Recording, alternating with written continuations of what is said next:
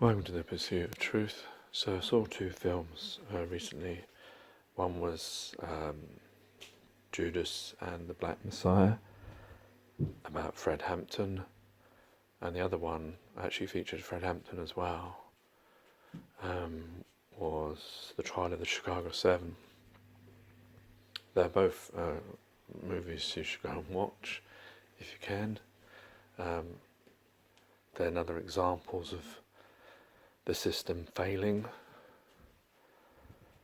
It was interesting to see because when people say about Black Lives Matter, the violence that say takes place, and people say, well, they could be infiltrators, police infiltrators that are trying to start the violence to make Black Lives Matter look bad, or whatever protest group you belong to. And people probably think, oh no, there's no possible way you could have infiltrators. And assuming these movies are based on fact, we all know that movies do add bits for dramatic purposes. It's funny, you can't have a critique of a subject, but you're allowed to make movies where you just add the bits that never even happened when they're factual movies. These are both movies that are based on true stories. So I don't know how much of it was 100% true, which is an unfortunate statement that I have to say. But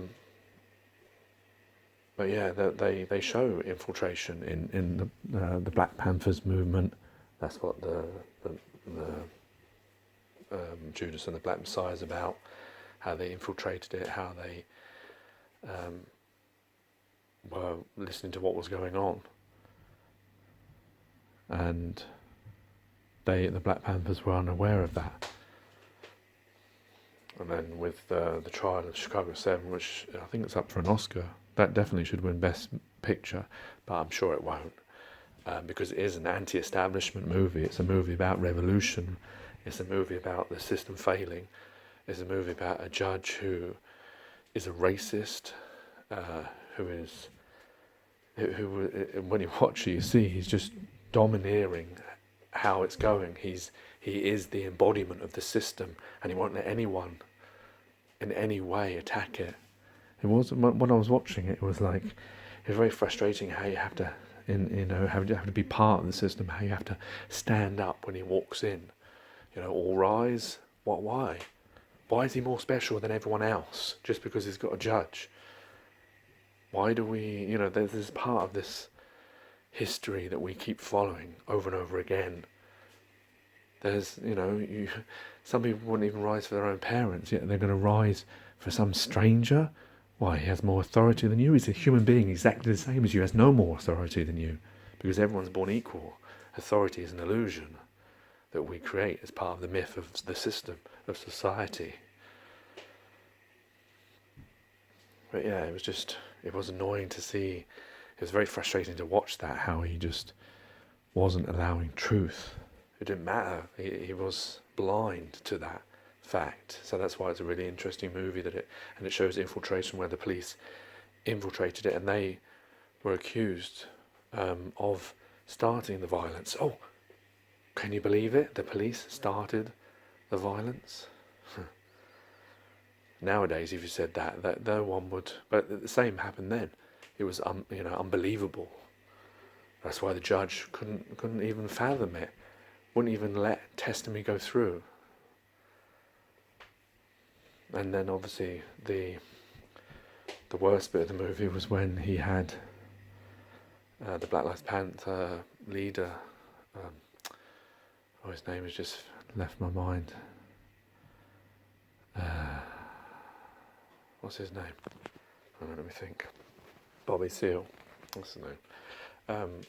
When he had Bobby Seale, who wasn't allowed to have a lawyer. I don't know why he couldn't get another one, but the case continued without him having any lawyer present.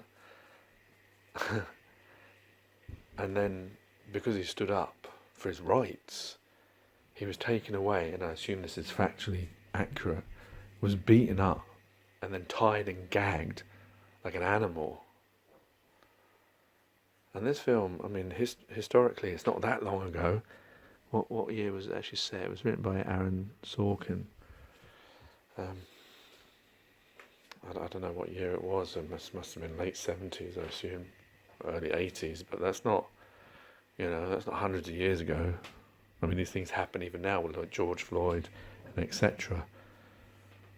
But it's amazing to think, when you see it, your reaction is, how is that possible that someone could do that in front of everyone?